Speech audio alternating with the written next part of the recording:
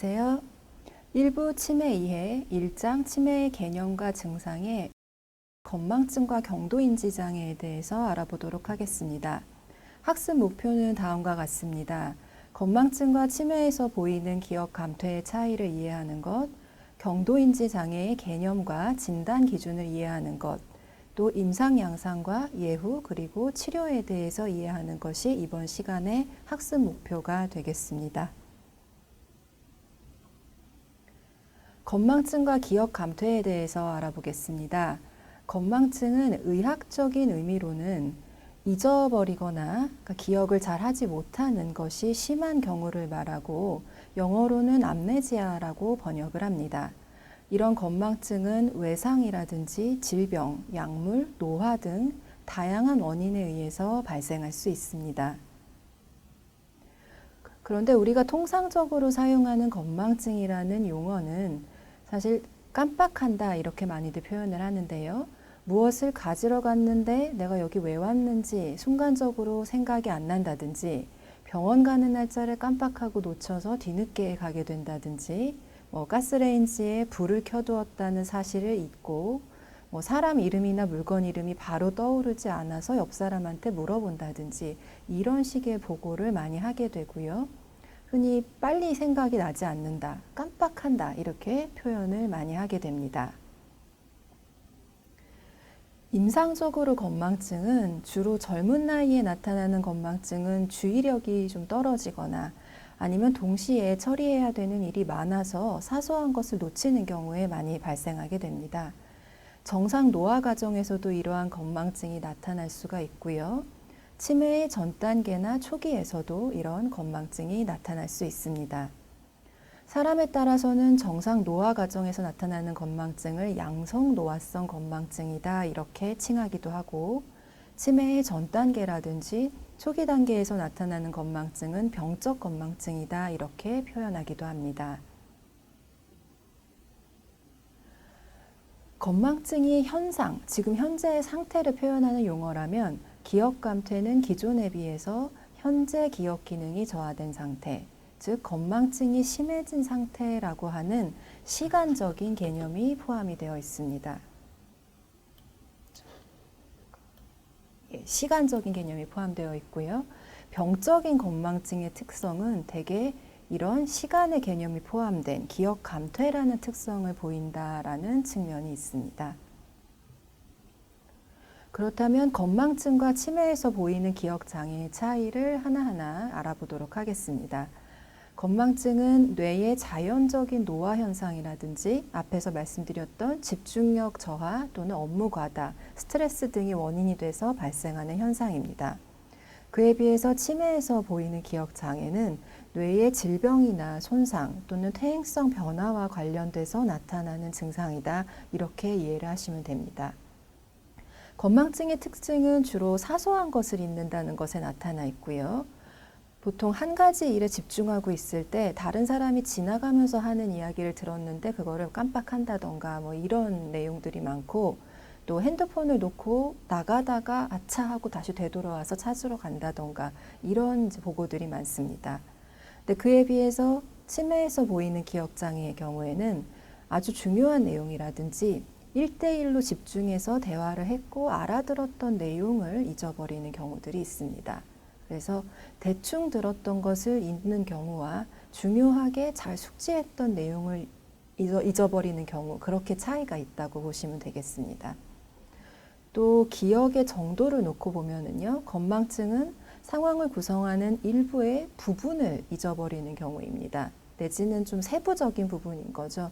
예를 들면 너 누가 왔는데 무슨 옷을 입고 왔다든지 그때 어떤 얘기를 했는데 그 중에 어떤 아주 세부적인 내용이 기억이 안 난다든지 이런 식의 특성을 갖게 되는데 치매에서 보이는 기억장애의 경우에는 상황 전체를 잃어버리거나 누구를 만났다는 사실 자체를 잃어버리는 그런 특징을 가지게 됩니다. 그 다음에 이 가장 중요한 것이 이 네 번째 특징인데요. 건망증에서 보이는 기억장애는 누군가 힌트를 주거나 그 상황을 다시 이야기를 해주면 아 맞다 하고 기억이 되살아나는 경우가 대부분입니다. 그렇지만 치매에서 보이는 기억장애는 힌트를 주거나 또 해당 상황을 자세하게 이야기를 해주어도 긴가민가 하거나 아예 기억이 안 나거나 이런 형태로 나타나게 됩니다. 근데 본인이 기억이 안 나는 것에 대해서 감추고 싶으실 때는 사실 그것을 드러내지는 않지만 뭔가 이제 모호해 보이는 반응을 한다거나 그 대화의 주제를 넘겨버린다거나 이런 식으로 반응을 하기도 하십니다. 건망증의 경우에는 앞에서 말씀드렸듯이 스트레스라든지 업무가 과다하다든지 신체적으로 어디가 좋지 않다든지 이런 문제 등으로 인해서 일시적으로 발생하는 경우들도 많아서 이런 경우에는 해당 문제가 해결이 되면 건망증도 호전이 됩니다. 즉 가역적인 상황이 될 수가 있고요. 그 다음에 노화에 의한 건망증도 이거는 나이에 따라서 생기는 건망증이기 때문에 대체로 젊었을 때 비해서는 나빠지기는 하지만 비교적 비슷한 상태를 유지한다라는 특징을 가집니다.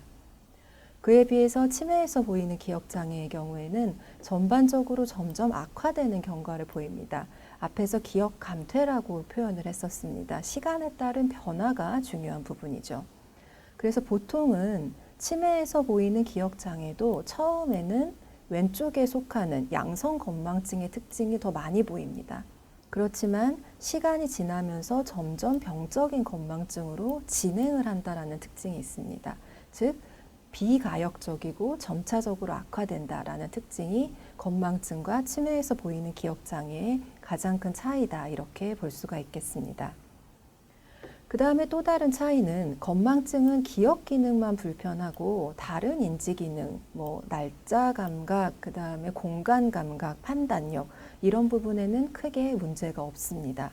그렇지만 치매에서 보이는 기억 장애의 경우에는 기억 장애가 점차 심해지면서 진압력이라든지 판단력이라든지 언어 능력 등 다른 인지 영역이 점차적으로 저하되는 마찬가지로 진행의 개념의 그런 특성을 보이게 됩니다. 건망증의 또 하나 특징은 이런 건망증으로 인해서 일상생활에 지장을 크게 받지 않습니다. 내가 어쩌다가 너무 바빠서 병원 가는 날짜를 한번 잊은 적이 있습니다. 그래서 내가 건망증이 좀 생겼구나 라고 생각하고 다음부터는 달력에 좀 적어놓고 챙겨버리게 되면 그때는 더 이상 일상생활에 이런 건망증이 문제를 일으키지 않는 겁니다. 그렇지만 치매에서 보이는 기억장애의 경우에는 일상생활에 지장이 생겨서 본인이 그것을 보상하려고 해도 놓치는 경우들이 많이 생겨서 결국 다른 사람의 도움이 필요해진다는 특징이 있습니다. 예를 들면 병원 가는 날짜를 적어놓고도 자꾸 놓치는 경우들이 있어서 가족이 병원 가는 날짜를 챙겨주어야 된다든지 약을 복용하는 것을 자꾸 잊어서 한 달치 약을 타오면 그 중에 절반 정도는 못 드시게 된다든지 그렇다면 가족 중에 다른 누군가가 약을 챙겨드려야겠죠. 이런 식으로 기억력에 의해서 일상생활에 지장이 생겨 도움이 필요한 상태, 이게 바로 치매에서 보이는 기억장애다 이렇게 보실 수 있겠습니다. 그 다음에 앞에서도 말씀드린 것과 좀 비슷한 내용인데요. 건망증의 경우에는 스스로 잊어버렸다라는 사실을 알게 됩니다. 내가 그걸 깜빡했구나 라고 인지를 하게 되는데 치매에서 보이는 기억장애는 앞에서 말씀드렸듯이 그것을 기억하지 못했다라는 사실 자체를 잊어버리게 됩니다. 왜냐하면 그 상황이라든지 대화 전체를 잊어버리는 것이기 때문에 그것을 잊어버렸다라는 사실 자체를 잊어버린다는 그런 특징을 보이고 있습니다. 그래서 건망증과 치매에서 보이는 기억장애의 차이를 다시 한번 요약을 해드리면 치매에서 보이는 기억장애 같은 경우에는 처음에는 양성 건망증처럼 보여도 시간이 지나면 치매에서 보이는 기억장애 형태로 진행하기도 합니다. 따라서 단순히 건망증에서 끝날 것이냐 아니면 치매로 진행할 것이냐 이것을 판단하는 가장 중요한 것은 시간에 따라서 증상이 계속 진행하느냐 여부에 따라 달라진다 이렇게 볼 수가 있겠습니다. 그렇지만 이렇게 말씀드린 몇 가지 차이점만으로 건망증과 치매를 항상 감별할 수 있는 것은 아닙니다. 따라서 지속적이고 진행성인 기억력 장애를 경험하게 된다면 이 경우에는 반드시 조기에 전문의의 진단을 받아야 되고 그렇게 해서 치매로 진행할 위험이 높은 기억장애다라고 판단이 될 경우에는 치료의 적기를 놓치지 않도록 해야 될 필요가 있겠습니다.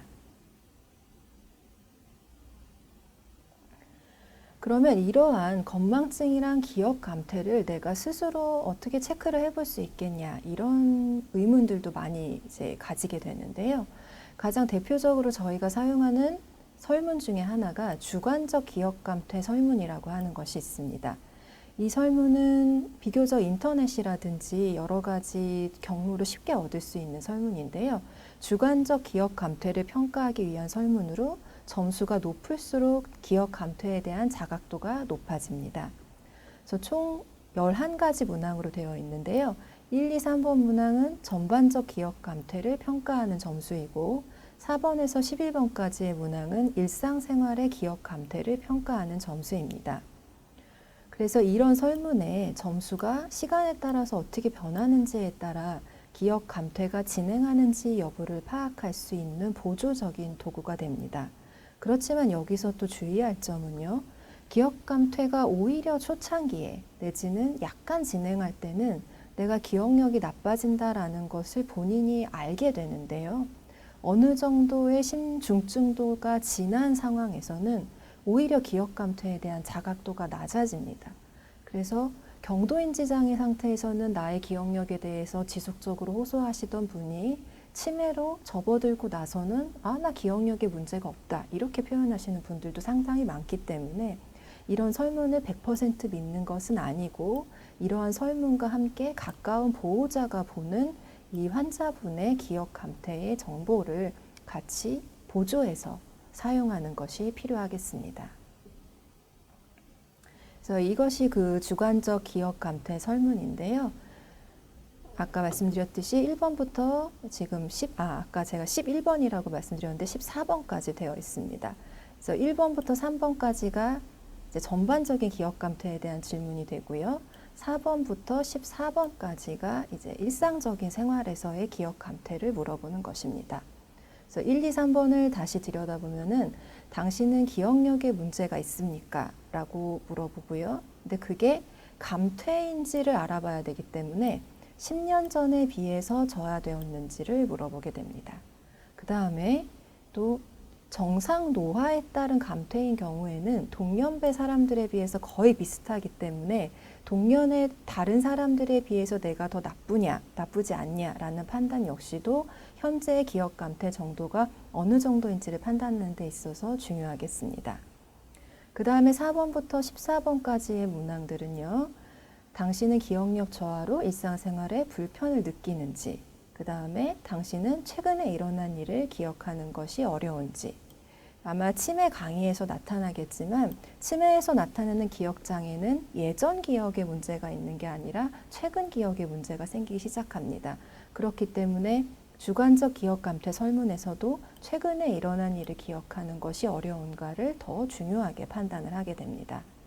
그래서 이 최근에 일어난 일을 기억하는 것이 어려운 것의 세부 문항으로 며칠 전에 나눈 대화 내용을 기억하는 것이 어떤지, 며칠 전에 한 약속을 기억하는 것이 어떤지, 그 다음에 친한 사람의 이름을 기억하는 것이 어떤지, 또 물건 둔 곳을 기억하는 것이 어떤지, 이전에 비해서 물건을 자주 잃어버린 적이 있는지, 집 근처에서 길을 잃어버린 적이 있는지, 또 가게에서 사려고 하던 처음에 출발할 때 뭐뭐뭐뭐 사야지 했던 두세 가지 물건 이름을 기억하기 어려워서 다시 돌아왔다 다시 간 적이 있다든지, 아니면 꼭 적어서 가야 한다든지, 또 가스불이나 전기불 끄는 것을 기억하기 어려운지, 자주 사용하는 전화번호를 기억하기 어려운지, 이런 부분들에 대해서 예, 아니오로 체크를 하게 되고 총점을 매기게 됩니다.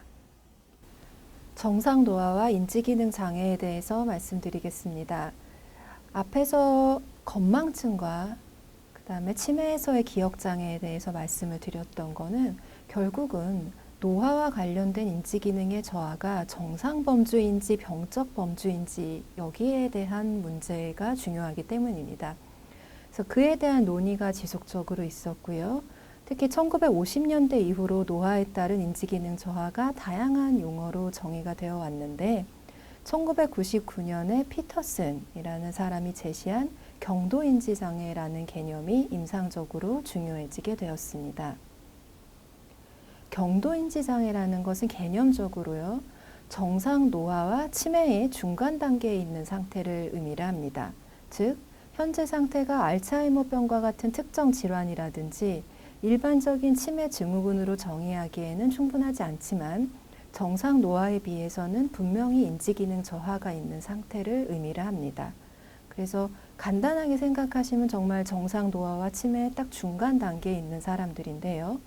이 중에서 일부는 치매로 진행할 수 있는 고위험군이고, 이 사람들이 추후 치매로 진행할 가능성이 현재 정상인 사람보다는 분명히 더 높다는 점에서 임상적으로 많은 관심을 끌게 되었습니다. 그래서 1999년도에 피터슨이 경도인지 장애라는 개념을 소개하면서 진단 기준을 발표를 했는데요. 그 진단 기준을 말씀을 드리겠습니다. 보시면은 나이와 교육 수준에 따른 정상 기준이라는 게 있습니다. 즉, 젊은 사람이 할 수 있는 기억력의 점수와 나이가 좀 든 사람이 할 수 있는 기억력 점수는 차이가 나겠죠. 근데 똑같은 정상 기준을 대비하면 안 되니까 나이와 교육 수준에 따른 정상 기준이 마련되어 있을 때 그에 비교해서 신경인지검사 혹은 신경심리검사의 결과가 객관적으로 저하되어 있고, 또 그와 관련해서 주관적으로 기억장애를 호소를 하게 되고요. 그렇지만 일상생활에서의 기능 저하는 뚜렷하지는 않습니다. 그렇지만 앞에서 1번과 2번처럼 정상은 분명히 아니고 또 치매의 진단 기준도 만족시키지 않아야 되는 사람들입니다. 그래서 이 사람들은 알츠하이머 치매의 전 단계이자 고위험군으로서 기억 기능의 저하에 초점을 맞춘, 요즘 개념으로 이야기하면 기억상실성 경도인지 장애에 해당하는 이런 사람들을 포함하는 그런 개념이었습니다. 그런데 이 개념을 발표하고 나서 이제 계속 학자들, 의사들이 임상 현장에서 보다 보니까 경도인지 장애 안에 포함되어 있는 사람들이 생각보다 많이 다양했습니다. 기억장애만 있는 사람도 있었고, 기억장애에다가 언어장애라든지 시공간장애라든지 다른 장애가 같이 있는 사람들도 많았고요. 그러니까 다중 영역인 거고, 그 다음에 기억력은 괜찮은데 언어 능력에 문제가 있다든지 아니면 판단력에 문제가 있다든지 이런 식으로 기억장애가 아닌 비기억성 문제를 가진 분들도 상당히 이 군에 많이 속해 있었던 겁니다. 또 이 사람들을 추적을 해보았더니 전부 알츠하이머병으로 또는 알츠하이머 치매로 가는 게 아니라 혈관성 치매라든지 대사성 치매라든지 아니면 외상성 치매라든지 우울증에 의한 치매라든지 이런 다양한 형태의 치매랑 연관이 되어 있었다. 이렇게 연구가 되면서 앞에서 1999년에 피터슨이 이야기한 경도인지 장애라는 개념이 약간은 더 확장이 되어야 되지 않나, 이렇게 논의가 진행이 되었습니다. 그래서 2004년에 International Working Group on MCI라는 연구 그룹은 이 경도인지 장애의 개념을 확충을 하게 되었습니다. 그래서 알츠하이머 치매 외에도 혈관성 치매라든지 루이체 치매라든지 외상성 치매라든지 이런 다양한 치매의 전 단계로서의 경도인지 장애를 모두 포함할 수 있도록 진단 기준을 변화시켰고요. 그 다음에 앞에서 진단 기준에서는 일상생활 능력에 전혀 문제가 없어야 된다라고 되어 있었지만 아주 복잡한 도구적 일상생활에서는 그래도 어느 정도의 기능 저하가 경도인지 장애 상태에서도 관찰이 되기 때문에 이런 부분을 진단 기준에 넣어야 되지 않겠냐, 이렇게 논의가 확장이 되었습니다. 그래서 개정된 2004년에 경도인지 장애 진단 기준은요, 본인 그리고 또는 보호자의 주관적인 인지기능 감퇴 호소가 있어야 됩니다. 앞에서는 기억기능 감퇴 호소였는데요. 1999년에 피터슨이 발표한 경도인지 장애 개념은 2004년의 개정판에서는 기억력뿐만 아니라 언어 능력이라든지 판단 능력이라든지 이런 어떠한 영역이든 상관없이 주관적인 인지기능 감퇴가 호소가 되어야 되고, 그 다음에 객관적 인지과제, 앞에서 말씀드렸던 신경인지검사 혹은 신경심리검사에서 손상이 보여야 되고, 또 그게 시간에 따라서 객관적으로 감퇴가 되고 있다라는 증거가 필요합니다.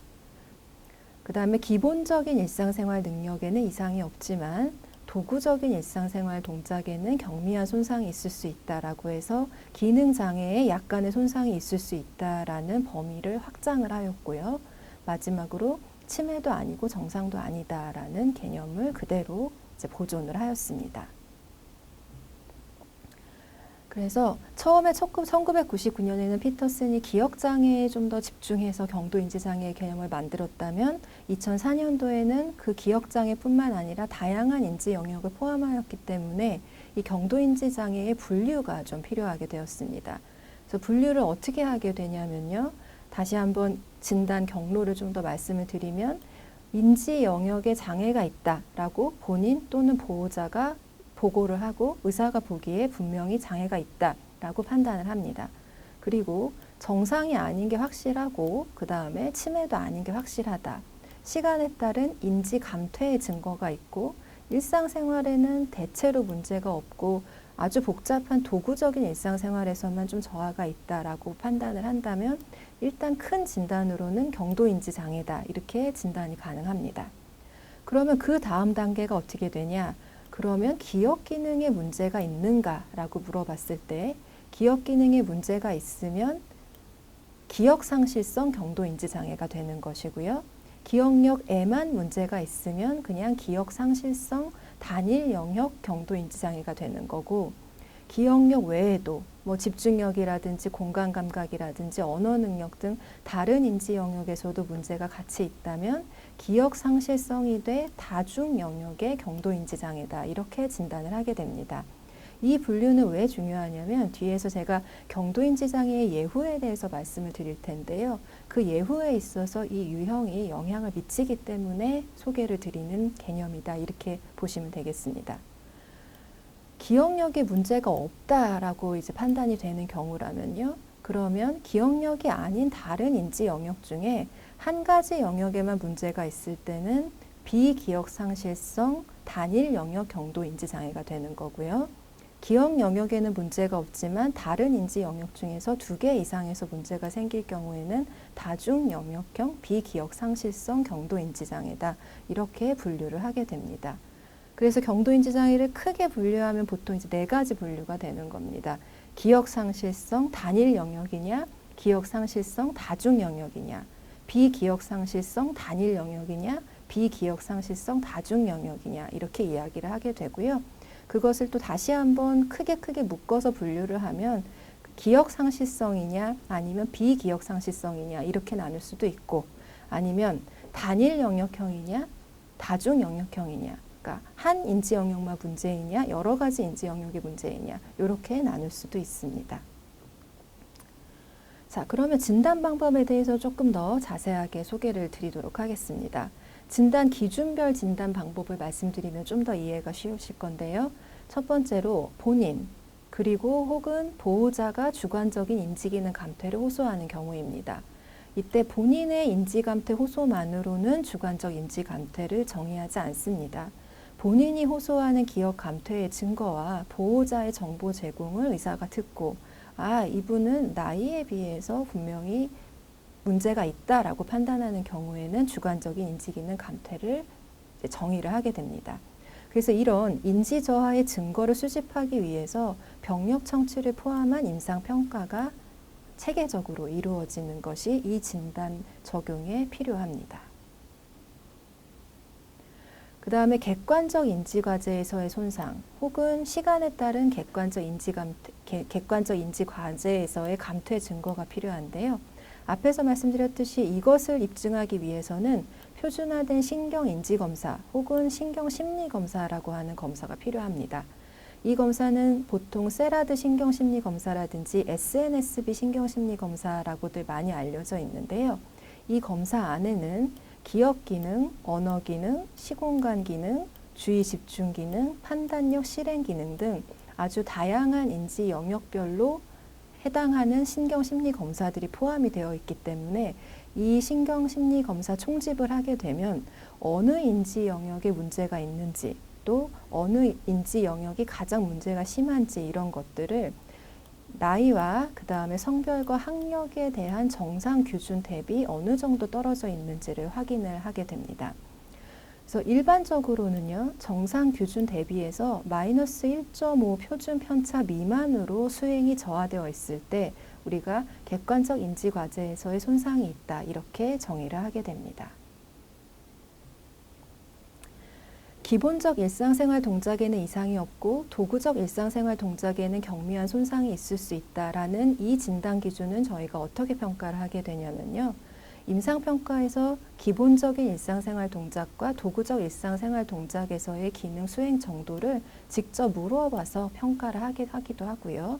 그 다음에 KADL 또는 KIADL이라는 기본적 일상생활 동작을 평가하기 위한 도구와 도구적 일상생활 동작을 평가하기 위한 검사 도구가 있습니다. 이런 척도를 통해서 평가를 하게 됩니다. 근데 보통은 경도인지장애 시기에는 기능적으로는 독립성은 유지를 합니다. 근데 단지 차이는 이런 독립성을 유지하기 위해서 전에 비해서 더 많은 보상 전략이 필요하게 되고 수행의 효율성이 저하됩니다. 즉 전에는 빠르게 잘했던 것을 좀 더 느리게 시행착오를 거쳐서 이제 완성하는 그런 부분인데요. 그래도 경도인지 장애 시기에서는 대체적으로 일상생활과 직업사회적 기능에 있어서 독립성을 유지한다는 점이 치매와의 차이입니다. 치매에서는 독립성을 부분적으로도 상실해서 누군가의 도움이 필요하게 되면 그때는 임상적으로 이제 경도인지 장애를 넘어서서 치매다, 이렇게 진단을 하게 됩니다. 치매도 아니고 정상도 아니다라는 진단 기준은요, 보통 치매 진단 기준으로 사용하는 미국 정신과 협회의 DSM-4라고 하는 진단 기준에서의 치매 진단 기준을 사용해서 치매를 배제하게 됩니다. 아마 이 진단 기준에 대해서는 치매 관련된 강의에서 한번 소개가 될 것으로 그렇게 생각합니다. 자, 그러면 이런 과정을 거쳐서 경도인지 장애로 진단을 내렸습니다. 그렇다면 그 다음 단계는 어떻게 가느냐? 물론 경도인지 장애다라고 끝나는 것이 아니라 사실은 이 경도인지 장애가 왜 생겼는지, 이거는 분명히 정상 노화보다는 나빠진 상황이기 때문에 원인을 파악할 필요가 있고요. 그 다음에 어떠한 유형의 치매로 진행할 가능성이 높은지, 그 다음에 치매로 진행할 위험도가 실제로 높아서 더 주의를 해야 되는지, 이런 것들을 확인을 해야 됩니다. 그렇기 때문에 경도인지 장애로 진단한 후에도 이러한 세 가지 목적을 달성하기 위해서 혈액 검사라든지 위험 유전자 검사라든지 뇌영상 검사 등을 같이 시행을 하게 됩니다. 임상 양상에 대해서 다시 한번 좀 정리를 해드리겠습니다. 이 부분은 앞에서 짧게들 다 소개가 된 부분이기 때문에 간단히 말씀을 드리겠는데요. 자주 다니던 길을 찾는데 이전보다 좀 능숙하지 못하다라고 하는 것은 공간 기억력의 문제이기도 하고 장소 진압력의 문제, 시공간 기능의 문제가 시작될 가능성이 있습니다. 그 다음에 이전에 비해서 복잡한 일을 처리하는 것이 좀 부담스럽고 처리 속도가 느려진다라고 보고를 하게 되는데요. 이 경우는 옆에서 보는 사람이 보기에도 전에 비해서 작업 수행 능력이 좀 떨어진 것을 확인하게 되고요. 또 하나는 본인이 좀 상황이 복잡해지면 그 일을 하고 싶어 하지 않습니다. 이런 문제가 생겼을 때는 판단이나 실행 기능이 좀 저하되고 있을 가능성을 의심할 수가 있습니다. 그 다음에 알고 있는 단어가 바로 생각나지 않고 막히는 정도가 동년배의 사람들보다 좀 심하다. 다른 사람들이 보기에도 대화 중에 단어가 자꾸 막혀서 대화가 원활하지 않다라고 보고를 하는 경우 언어 기능에 약간 문제가 생기고 있구나라고 저희가 추정할 수 있고요. 기억 기능 관련해서는 주로 호소하시는 경도인지 장애에서의 증상들은 신문이나 책을 읽은 뒤에 내용이 전에 비해서 잘 생각이 나지 않는다, 이렇게 이야기를 하시기도 하고, 중요한 물건을 잘못 간수해서 찾는데 시간이 좀 오래 걸린다, 이렇게 이야기를 하기도 하시고요. 약을 자꾸 잊어버려서 알람을 맞추어 놓아서 복용을 한다. 또 약속을 적어놓지 않으면 나가는 것을 잊어서 달력에 써놓고 수시로 확인한다. 이런 기억 기능의 저하를 호소를 합니다. 시간 진압력이 저하될 때는요, 날짜 감각 같은 게 초반에 많이 무너지지는 않습니다. 근데 어떤 식으로 보통 나타나냐면 항상 아주 철저하게 챙기던 가족의 경조사를 놓쳐버리는 것. 그러니까 항상 매번 자녀분들의 생일을 잘 챙겨주시던 분이 언젠가부터 며칠 지나서 아이고 며칠 전에 생일이었는데 내가 놓쳤구나, 이런 이야기를 하시는 게 늘어난다거나, 공과금을 철저하게 납부하시던 분이 언젠가부터 자꾸 놓쳐서 누가 공과금 납부일, 마감일이 아니냐 이렇게 챙겨야 되는 상황이 된다면 그 사람이 오늘이 몇 월 며칠인지 정확히 알고 있다고 해도 지금 시간 지남력에 경미한 장애가 시작되고 있다 이렇게 의심을 해볼 수가 있습니다. 도구적 일상생활 동작의 경미한 손상은 어떻게 나타나느냐 하면요. 이러한 인지기능의 문제들로 인해서 이제 식사를 준비하고 반찬의 개수가 줄어든다든지 아니면 반찬 만드는 시간이 늘어난다든지 이런 이제 임상 증상이 나타나게 됩니다. 전화를 걸고 받고 스마트폰을 쓰고 그 다음에 외출 계획을 세워서 체계적으로 다녀오고 금전 관리를 하고 투약하고 여가 활동 및 가사 등의 이런 활동들을 저희가 이제 복잡한 일상생활 동작 혹은 도구적 일상생활 동작이라고 하는데요. 이런 부분에 있어서는 경도인지장애에서 수행이 약간 서툴러질 수 있습니다. 그래서 가장 대표적으로는 은행 업무가 조금 서툴러지는 것, 대중교통 이용이 조금 쉬워지지 않는 것, 이런 것들이 가장 잦아지고요. 연구에 따라서는 은행 업무를 전에보다 더 잘 못하는 경도인지장애랑 은행 업무에 이상이 없는 경도인지장애를 비교했을 때 은행 업무의 처리가 더 서툴러진 경도인지장애가 치매로 더 많이 전환된다. 이런 연구 결과도 있었습니다. 그래서 앞에도 여러 번 강조드렸지만 이러한 수행이 서툴러지거나 또 하고자 하는 자발성이 경도인지장애에서는 좀 떨어질 수 있지만 여러 가지 보상 전략, 메모 등을 통해서 여하간 독립적으로 수행할 수 있다면 아직까지는 치매가 아닌 단계다 이렇게 보실 수가 있습니다. 그 다음에 2단계에서는 개인의 위생, 그야말로 양치하고 목욕하고 세수하고 이런 위생 관리라든지 옷을 입는 의복, 그다음 배설, 식사 등의 기본적인 일상생활 동작에는 문제가 전혀 없는 상태여야 합니다. 정신행동 증상은 치매에서 많이 들으셨을 겁니다. 망상이라든지 환각이라든지 우울증이라든지 이런 것들이 치매에서 많이 동반이 되는데요. 경도인지장애에서도 그 정도가 좀 덜하기는 하지만 50% 이상에서 자세히 들여다보면 정신행동 증상이 동반된다라는 보고들이 있습니다. 그래서 주로 나타나는 정신행동 증상은 우울이라든지 좀 무감동이라든지 짜증을 좀 많이 내고 화를 쉽게 낸다든지 하는 이자극성, 그 다음에 불안 등의 증상이 나타날 수가 있습니다. 정신행동 증상 중에 일부는 사실은 어떤 타입의, 어떤 유형의 치매의 지금 전 단계인지에 대한 증거로 작용하기도 합니다.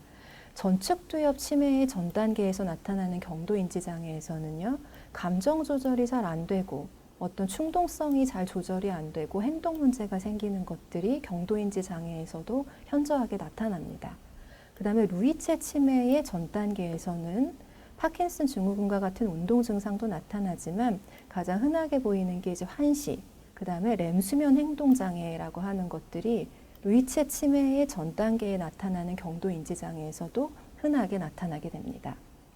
그 다음에 혈관성 경도인지 장애에서는 실행 기능이 저하되어서 복잡한 것을 잘 하지 못하고 반응 속도가 느려지고 하는 변화와 함께 무감동, 그 다음에 무의욕, 그 다음에 우울 등이 흔히 경도인지 장애 상태에서 동반이 됩니다.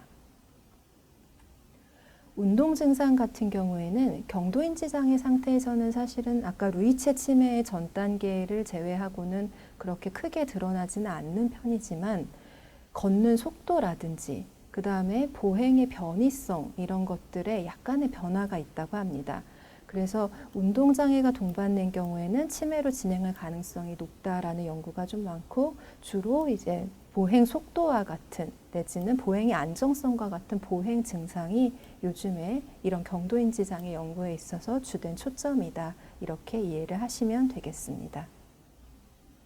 경도인지 장애의 역학에 대해서 말씀드리겠습니다. 유병률은 지금 현 시점에서 경도인지 장애를 가진 사람의 비율이 어느 정도 되는지를 나타내는 수치인데요. 진단기준 적용에 따라서 다양한 유병률을 보고하고 있는데 대개 인구의 15에서 30% 정도로 보고하고 있습니다. 국내에서는 2012년도에 전국 단위의 치매 유병률 조사가 있었고 이 결과 65세 인구 중에 27.8%가 경도인지 장애가 있는 것으로 보고가 되었습니다. 그래서 2008년도 치매 역학조사에서 나타났던 경도인지 장애의 추이고 2012년 치매 유병률 조사에서 나타났던 경도인지 장애 유병률입니다. 보시면은 이제 연도가 높아질수록 점점 비율이 높아지는 것을 확인할 수가 있는데요. 앞으로 계속 이렇게 경도인지 장애로 진단받는 환자분들의 비율이 높아짐에 따라서 임상적으로 또 어떤 사회적으로도 많은 이 상태에 대한 관심이 필요하게 되었습니다. 발병률 같은 경우는 지금 현 시점에서는 경도인지 장애가 없는데 시간이 지남에 따라서 경도인지 장애가 얼마나 생기는지 그 비율을 서술하는 그런 내용인데요. 해외 문헌 고찰에 따르면은 1년에 1000명당 51명에서 76.8명 정도가 경도인지 장애가 생긴다 이렇게 보고를 했습니다. 기억상실성 경도인지 장애 같은 경우는 9.9명에서 40.6건, 네, 비기억상실성 경도인지 장애 같은 경우는 28에서 36건 정도가 보고가 됐습니다. 국내에서도 연구가 있었는데요. 지역사회 기반으로 해서 발생률 연구를 했을 때 지금 현 상태에서 경도인지 장애가 없는 65세 이상에서 1년에 1000명당 총 28.1명 정도가 발생을 한다 이렇게 보고를 하였습니다. 그렇다면 경도인지 장애 위험인자가 무엇인지 알아보겠습니다. 치매도 그렇듯이 연령이 높아지면 이제 경도인지 장애의 위험도도 더 높아집니다. 또 알츠하이머 치매의 위험 유전자로 알려진 아포지단백 E4라고 하는 대립 유전자가 있는데요. 이 E4 대립 유전자는 마찬가지로 경도인지 장애에서도 위험인자로 작용을 하게 됩니다. 교육 수준이 낮은 경우, 그 다음에 뇌 예비 용량 저하, 이 부분은 뒤에 비약물적 치료에서 제가 좀 더 자세히 말씀을 드릴 텐데요. 뇌 예비 용량이 저하되어 있거나 또 혈압이 높거나 이런 혈관성 위험인자가 있는 경우에는 경도인지 장애의 위험도가 높아진다 이렇게 알려져 있습니다. 예후에 대해서 말씀을 드리겠습니다. 경도인지 장애는 다양한 원인에 의한 인지 저하가 모두 포함이 되어 있기 때문에 예후 역시 다양하다 이렇게 보실 수 있겠습니다. 정리를 하면 경도인지 장애를 일으키는 원인이 무엇이냐에 따라 예후가 다릅니다. 1999년도에 피터슨이 이제 기억상실성 경도인지 장애라는 개념을 처음 소개했을 때는 이 환자분들 중에서 연간 10에서 15%가 치매로 진행한다 이렇게 보고를 했습니다. 네, 현재 개념에서는 이게 기억상실성 경도인지 장애에 해당하기 때문에 비기억상실성 경도인지 장애에서는 약간 다르기도 하고요. 또 진단 기준을 어떻게 사용하느냐에 따라서 약간 달라져서 일관적이지 않은 결과를 보이긴 하지만 분명히 경도인지 장애 중에 일부는 치매로 더 많이 진행하는 고위험군이다라는 것은 확실한 부분입니다. 그래서 앞에서 말씀드린 1999년도에 피터슨이 처음 경도인지 장애 개념을 소개할 때 이제 보여준 그 그래프인데요. 지금 현 시점에서는 경도인지 장애가 이제 100%입니다. 근데 12개월, 즉 1년이 지나면은 대략 지금 10에서 15%가 알츠하이머 치매로 진행을 하게 됩니다. 그 다음에 1년이 지나면 또 그만큼 진행을 하게 되고 1년이 지나면 또 그만큼 진행을 하게 되고 1년이 지나면 또 그만큼 진행을 하게 되기 때문에 이 피터슨은 한 4년 정도를 지켜봤을 때 이 처음에 있었던 경도인지 장애의 약 50% 정도가 알츠하이머 치매로 간다 이렇게 보고를 하였습니다. 그래서 알츠하이머 치매라든지 루이체 치매라든지 전축두엽 치매 등의 신경퇴행성 질환의 전 단계에서 나타나는 경도인지 장애라면 이 경우에는 사실 해당 질환으로 진행할 가능성이 상당히 높습니다. 왜냐하면 이런 치매들은 각각이 다 신경퇴행성 질환, 그야말로 진행을 하는 질환이기 때문에 지금 현 상태가 아직은 치매 전이라고 해도 이 병을 일으키는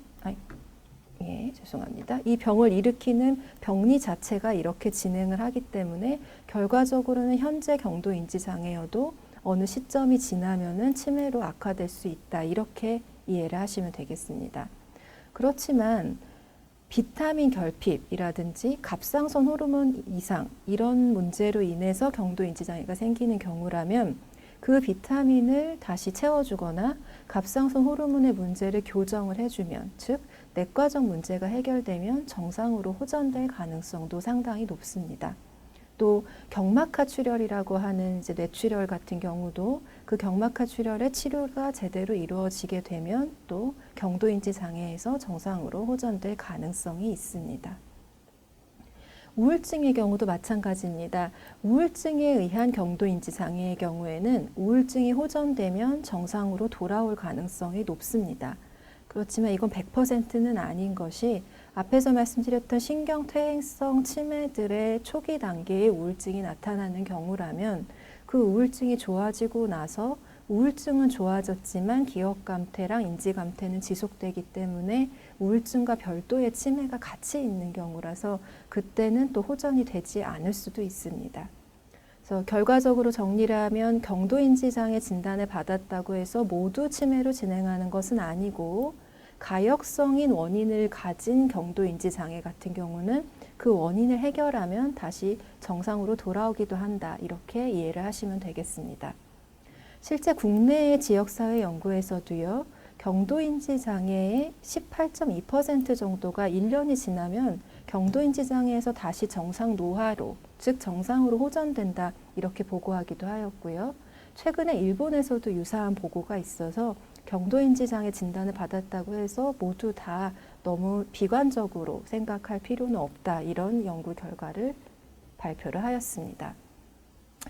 따라서 정리를 하면 경도인지장애의 예후는 원인에 따라서 매우 다양하기 때문에 치매로 진행할 가능성이 높은 고위험군, 그 다음에 정상으로 회복될 가능성이 높은 군, 이런 위험도를 분류하는 것이 어떻게 보면 또 중요한 부분이다. 이렇게 이해를 할 수가 있습니다. 그렇다면 고위험군은 어떤 경우를 우리가 고위험군으로 생각할 수 있을까를 생각을 해봐야겠는데요. 첫 번째로는 앞에서 경도인지장애의 유형을 말씀드렸습니다. 그래서 기억상실성이 있고 비기억상실성도 있었고요. 그 다음에 단일 영역형도 있었고 다중 영역형도 있었습니다. 근데 고위험군은 다중 영역형 경도인지 장애일 때 아무래도 치매로 진행할 위험도가 높아집니다. 사실 이 부분은 어떻게 보면 당연한 부분이겠죠. 여러 가지 인지 영역 중에 한 가지만 문제가 있는 사람보다는 두 가지 이상에서 문제가 있을 때 당연히 치매로 진행할 가능성이 더 높아지는 것입니다. 그 다음에 두 번째 위험 인자는 도구적 일상생활 동작에서의 기능 저하가 상대적으로 더 심한 경우입니다. 앞에서도 말씀드렸지만 은행일을 능숙하게 잘하는 경도인지 장애보다 은행일이 서툴어진 경도인지 장애가 치매로 갈 위험도가 더 높죠. 그것은 어떻게 보면은 도구적 일상생활에서의 기능 저하가 더 심한 사람들이 치매에 약간 더 가까운 상태에 있는 사람들이기 때문에 치매로 진행할 위험도가 더 높다. 이렇게 이해를 하시면 되겠습니다.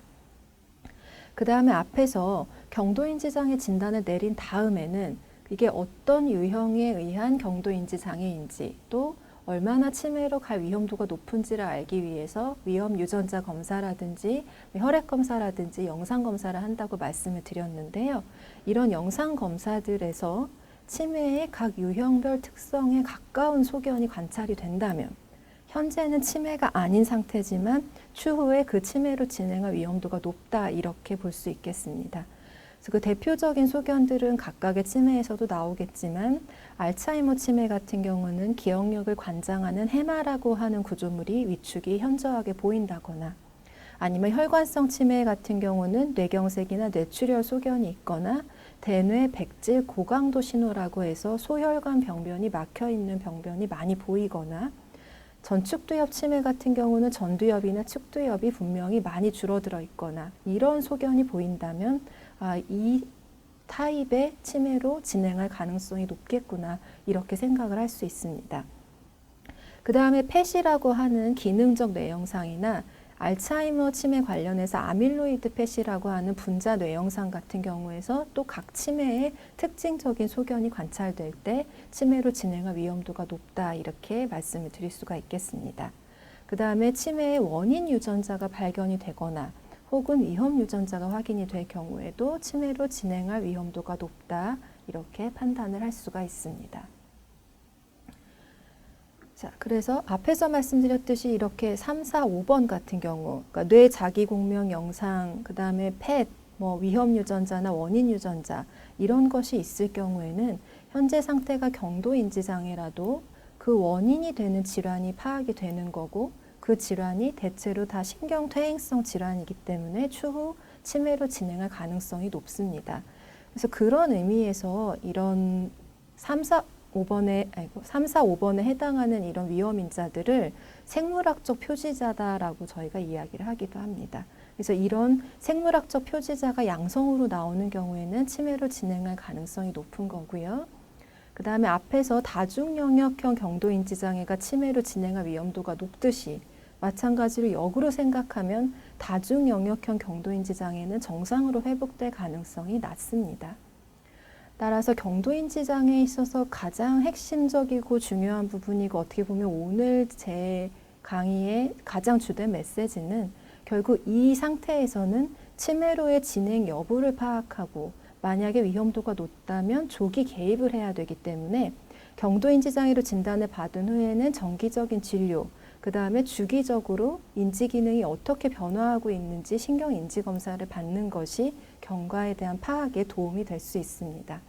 저희가 흔하게 생각하면은 어떤 암검진이라든지 정기적인 내과적 검진을 할 때 이 용종이 이제 발견이 될 경우에는 주기적으로 대장 내시경을 하면서 이 용종이 더 많아지는지, 그 다음에 용종이 양성인지 아니면 악성으로 변하는지를 주기적으로 평가를 하게 됩니다. 그와 거의 비슷한 개념으로 경도인지장애 역시 주기적으로 신경인지 검사를 하면서 인지 기능이 나빠지고 있는지 아니면 유지되고 있는지 좋아지고 있는지를 평가하면서 치매로의 진행 가능성을 확인하는 것이 아주 중요한 시기다. 이렇게 이해를 하시면 되겠습니다. 마지막으로 치료에 대해서 말씀을 드리겠습니다. 약물 치료는 현재까지는 경도인지 장애에 승인된 약제는 없습니다. 물론 여러 가지 뇌 영양제라고 표현되는 약제들이 있습니다. 신경 전달 물질들을 좀 더 도와주는 약제들인데요. 근데 그 약제들은 정식으로 경도인지 장애라는 진단명에 승인이 된 약제들은 아닙니다. 그 원인은 사실 경도인지 장애라고 하는 게 너무나 다양한 원인에 의한 경도인지 장애들이 많이 포함되어 있기 때문에 어떤 단일된 결과를 내기가 좀 어려운 부분이 있습니다. 그래서 최근에 알츠하이머 치매 신약 개발을 위한 임상시험들 중에서 일부에서는 경도인지 장애이지만 알츠하이머병에 의한 경도인지 장애인 사람들을 대상으로 해서 이 사람들에게 임상약물 시험을 진행을 하고 있습니다. 그러니까 그 사람들이 알츠하이머병에 의한 경도인지 장애인지를 어떻게 아느냐? 그거는 제가 앞에서 말씀드렸던 생물학적 표지자가 양성인 경우입니다. 지금 현재 상태가 경도인지 장애인데 알츠하이머병을 일으키는 베타 아밀로이드 플라크가 아밀로이드 페트라고 하는 검사에서 발견이 된다면 이 사람은 지금은 경도인지 장애이지만 추후에는 알츠하이머 치매로 진행될 가능성이 높은 특징적인 소견을 보이기 때문에 알츠하이머병에 의한 경도인지 장애다 이렇게 진단을 하고 그런 사람들을 대상으로 해서는 알츠하이머병 치료제를 임상시험 대상으로 저희가 모집을 할 수가 있습니다. 그렇지만 이것 역시 임상시험이고요. 현재 시판이 되고 있고 외래에서 저희가 처방을 할 수 있는 경도인지 장애에 승인된 약물은 없다 이렇게 이해를 하시면 되겠습니다. 그렇다면 치료 방법이 없으니까 뭐 다른 방법이 없나 이렇게 생각할 수는 있는데요. 기본적으로는 그렇다면 위험인자에 대해서 철저하게 관리를 하면서 치매로 진행을 최대한 덜하게 만약 치매로 진행할 가능성이 내가 높은 사람이라고 해도 최대한 나중에 치매가 생기게 하는 것이 이 단계에 있어서는 제일 중요하겠습니다. 그래서 저희가 많이 고칠 수 있는 게 결국 혈관성 위험인자입니다. 앞에서 말씀드렸던 위험인자였던 나의 나이, 고령, 그 다음에 위험 유전자를 가지고 있고 이런 것들은 고칠 수가 없는 것이지만 혈관성 위험인자라든지 그 다음에 학습활동 이런 것들은 지금 고칠 수 있는 부분입니다. 그래서 혈관성 위험인자는 흔히 혈압이라든지 당뇨, 고지혈증 이런 것들을 포함하는데요. 이런 혈관성 위험인자를 철저하게 관리를 하는 것이 간접적으로 이 치매의 병태 생리 과정의 예방적인 활동이다. 이렇게 이해를 하시면 되겠습니다. 자, 그러면 비약물 치료에 대해서 말씀을 드리겠습니다. 지금 현재 승인된 약제가 없기 때문에 비약물적 치료의 중요성이 점점 더 높아지고 있습니다. 비약물적 치료는 그야말로 약을 투약하는 것이 아닌 운동이라든지 공부라든지 이런 여러 가지 프로그램 등을 통해서 진행이 되는 치료인데요.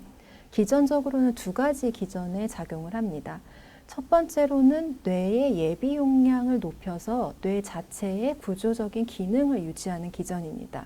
뇌의 예비 용량이라는 거는 물리적으로 뇌가 큰 사람, 뇌가 작은 사람, 나이가 들면 뇌가 위축이 되는데 뇌의 위축이 덜한 사람, 뇌 위축이 심한 사람, 이런 차이를 이야기를 합니다.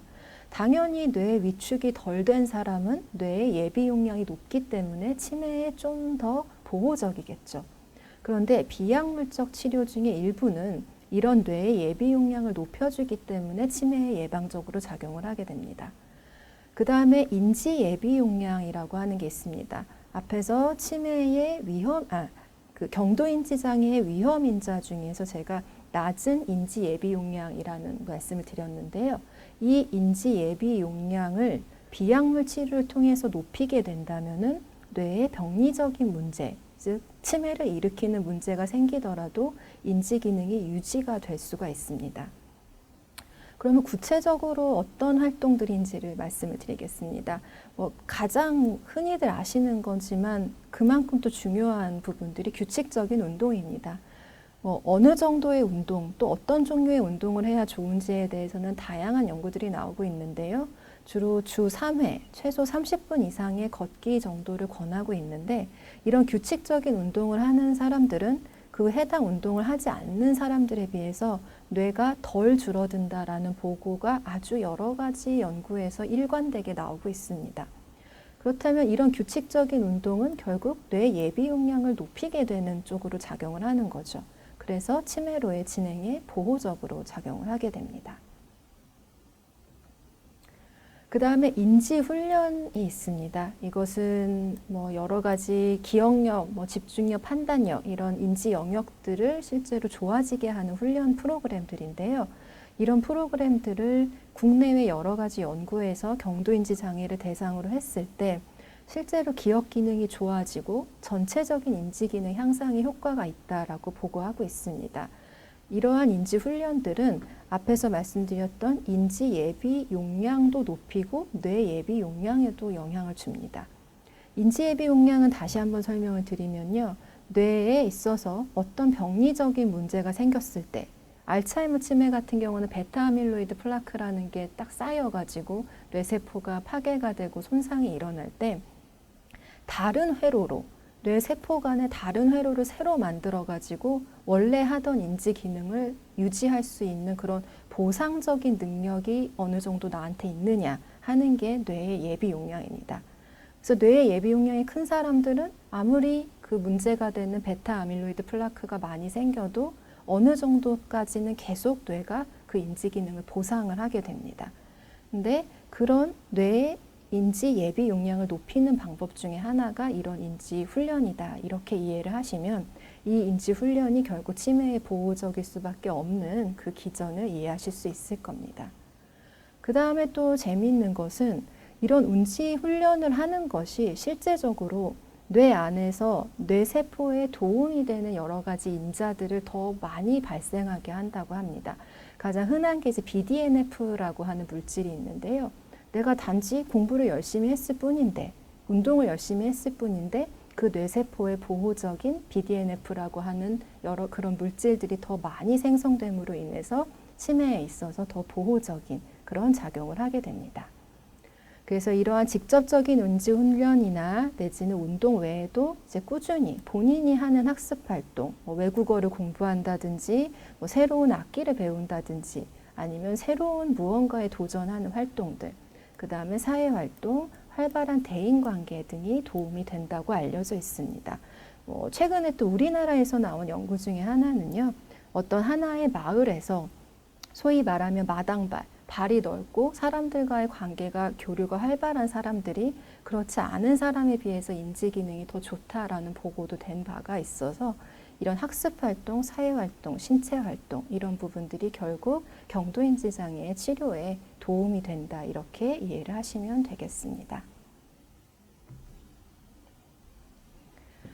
예, 마지막으로 요약을 해드리도록 하겠습니다. 건망증과 치매에서 보이는 기억장애는 여러 가지 측면에서 차이가 있지만 가장 핵심적인 차이는 치매에서 보이는 기억장애가 비가역적이라는 것, 그 다음에 전차적으로 악화되는 특성, 소위 앞에서 강조드린 감퇴라는 용어에 부합하는 특성을 가진다라는 점입니다. 그 다음에 경도인지 장애의 진단은 내지는 개념과 진단은 통하는 겁니다. 진단은 첫 번째로 본인 그리고 보호자가 보고하는 주관적인 인치 감퇴의 증거가 있어야 되고요.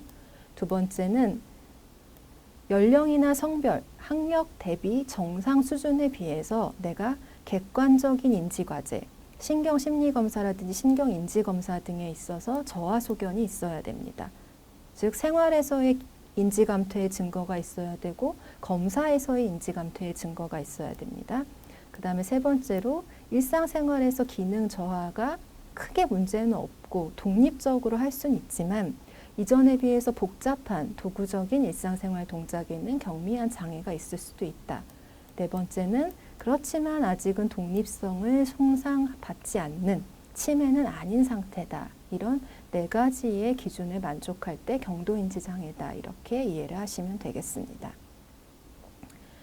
그리고 경도인지 장애에서는 이전에 비해서 수행이 서툴고 실수가 잦아질 수는 있지만 여러 가지 보상 전략을 통해서 생활에서의 독립성을 유지하게 되고요. 또 이런 보상 전략을 강화시키고 또 도와주는 것이 어떻게 보면 치매의 진행을 막는 데 있어서 좀 저지하는 데 있어서 도움이 되겠습니다. 그다음에 경도인지 장애는 다양한 원인에 의한 인지장애가 혼재되어 있는 진단군이지만 대개 유병률은 15에서 30% 정도로 보고가 되고 있고 기억상실성 경도인지장애의 경우에는 1년에 이 중에 10에서 15%가 알츠하이머 치매로 진행한다라고 알려져 있다는 점을 아시면 되겠습니다. 그렇지만 그만큼 또 중요한 부분이 경도인지 장애가 모두 치매로 진행하는 것은 아니며 원인 질환이 치료될 경우에 정상으로 호전될 수도 있고 또 자연적으로도 정상으로 호전되는 경우도 있습니다.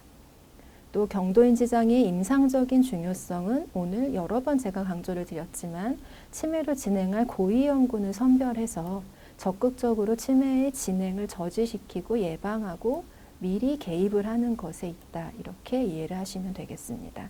또 경도인지장애에 승인된 약물치료법은 없지만 인지훈련, 운동 등이 인지기능 호전에 효과가 있다라는 연구가 다수 발표되고 있기 때문에 이런 적극적인 노력이 필요하다라는 부분을 알아두시면 좋겠습니다. 예, 오늘 강의는 여기까지 하도록 하겠습니다.